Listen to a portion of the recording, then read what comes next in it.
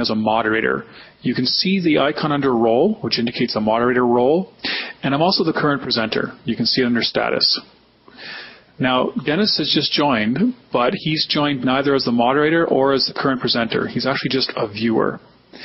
Now, the other video, the student video, shows you how to join the voice conference bridge, share webcam, and chat, but I'm just going to chat briefly with Dennis here. To upload a presentation, you click the Upload Presentation button. It asks you to choose a presentation on your computer. Here I'm choosing a PDF file. You can choose any Microsoft Office compatible document. Clicking Upload will upload the presentation to the server, which converts it into a format that everybody can see. They can see it in the presentation window. Now, as presenter, you have control over this window. First, there's a red dot underneath the cursor. This enables all the viewers to see exactly what you're pointing at. You can click the right arrow to go next slide, next slide. Again, I can point here, and all the students can see.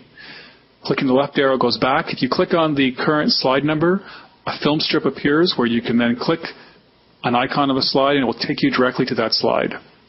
Now, you can zoom in with the thumb wheel or with the slider. And again, you can point out to highlight things. You can zoom out with a thumb wheel or just click the Reset Zoom button.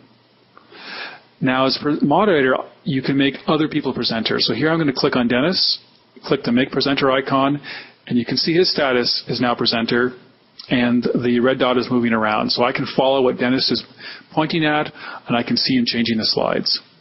To make myself presenter, I'm just going to click my name and click the Make Presenter icon again.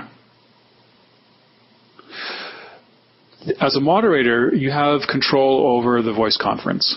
So I'm going to join the voice conference bridge, and in a moment, Dennis will join as well there. Now, there's a speaker icon to the left of Dennis's name. As a moderator, I can use that speaker icon to mute or unmute a particular listener.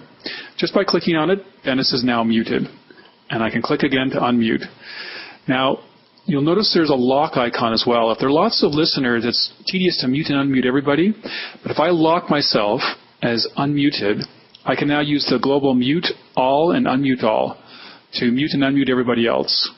So I'll leave everybody else as muted, which means that new users are also joining as muted. I can eject a viewer or listener by just clicking on their name and clicking the Eject Listeners icon. I also have the ability to desktop share as well as the presenter. To start your desktop sharing, just click the desktop sharing icon at the top, accept the Java applet, and a thumbnail window will appear showing you what remote users will see. Now, you can't resize this window as a presenter, but the remote users, the remote viewers, can resize the window. Well, let's see how it works. If I start up Microsoft Word, I'm going to type a few letters in here. Because I'm sharing my desktop, all the remote viewers can see my desktop.